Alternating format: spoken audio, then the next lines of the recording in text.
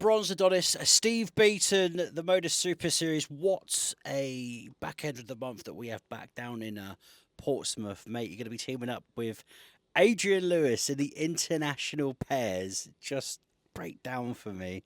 First of all, how great it is to have AD back and how excited you are to play alongside the great man. And you as well, the great man. Yeah, great. I mean, I see Amy a lot at the exhibitions and things, but yeah, he's hasn't been on the team for a few years now, playing seriously. But I think he's given me the inkling that he wants to come back and play, play darts again now. So maybe this is going to be the start of him, his revival. Really, I think he's on about going to Q school and everything back in January. Yeah, I'm really looking forward to it. I mean, I haven't played pairs for for a long time, so it'll be interesting for sure. I think it is going to be pairs. It's not singles. It's actually we are playing pairs. Yeah. I'm told. So yeah, it's gonna be fun actually. Four of us all on that stage. It's not the biggest of stages. How badly have we missed a character like Adrian Lewis in darts over the last couple of years? I know, obviously, we've got Gezi Price, we've got all of these other blockbuster names, but you know, Adrian is a different entity, isn't he, in the sense of his talent and how bubbly and nice that he can be off the stage and on the stage as well. Yeah, that's right. Yeah, and he's one of these. He's a quick player, isn't he? I mean, I always like playing quick players, and yeah, he's one that gets on with it, and he's got a good rhythm to him. And yeah, I mean, it's a shame he hasn't been playing for a few years now. Obviously, he's had his ups and downs, but it's nice to see him coming back. I mean, if I had to put my money somewhere, it has to be the English boys. I know the Dutch are good. I know Richie Burnett is still a good player at the same time, the Welsh.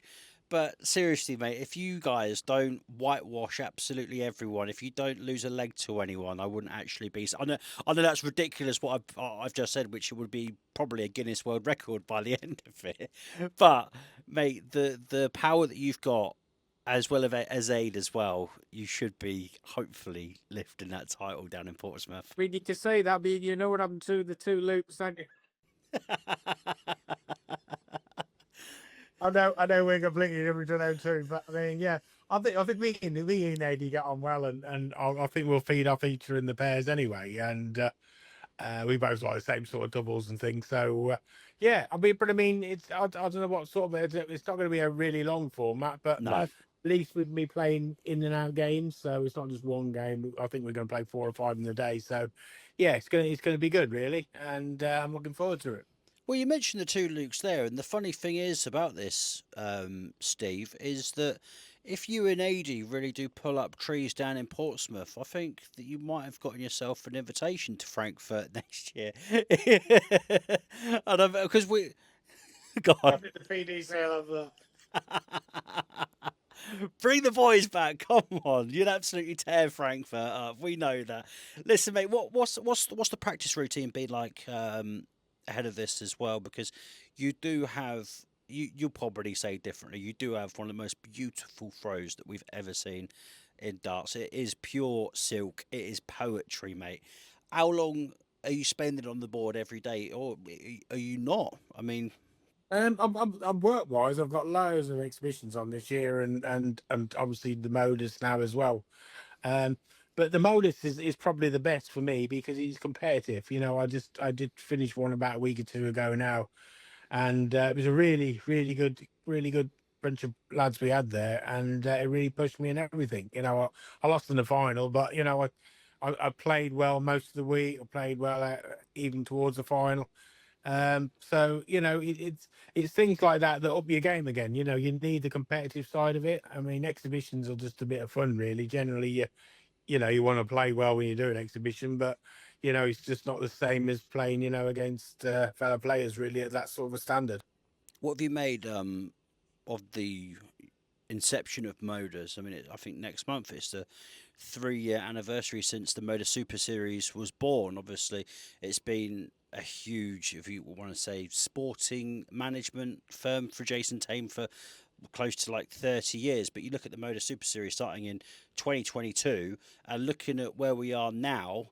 I mean, it's absolutely phenomenal. It caters for everyone. If you want to see the older players, the more senior players, and if you want to see the younger players coming through, Paul Nicholson said a good thing of, you know, we don't really have to look too far to see who the next stars and darts are going to be because we just look to Modus. Luke Littler came through Modus, won 2 titles. I think of Connor Scott. I think of Cam Crabtree at the same time as well. And some of the other players that are coming through there as well. Shane McGurk should get a tour card at some point. He's a WDF World Champion as well.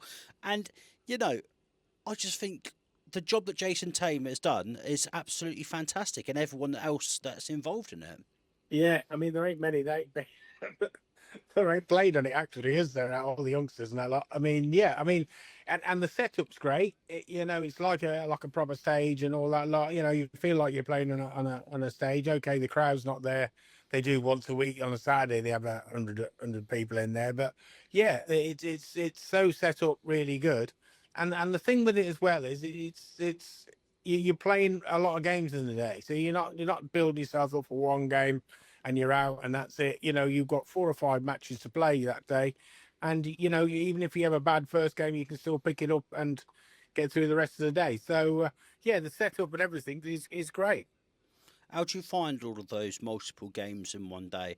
Obviously, they do it now, or they've done it for so long on the Pro Tour where you're playing probably max about 6 games or so if you're going to reach the final. But it's 6 or 7 games and sometimes going on until midnight down in Portsmouth. How do you find that?